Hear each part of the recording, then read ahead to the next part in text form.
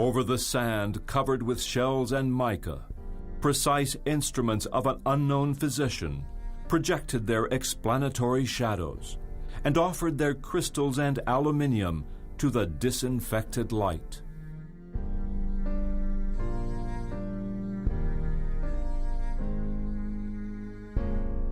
They are the devices of Dali's imaginary landscapes, perfect, clean, anatomically opposite to the putrefied.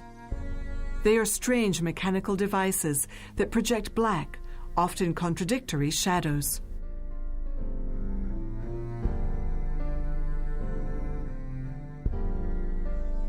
There we break the gypsum of the snails, until finding those that have tiny nickel devices inside, as sweet as honey, and tenuously feverish from the cleanliness of their very articulate perfection. Dali's devices do not have a mechanical function, but rather an aesthetic one. They combat the romanticism of the putrefied with the exact geometry of mass-produced objects, liners, airplanes, cinema cameras.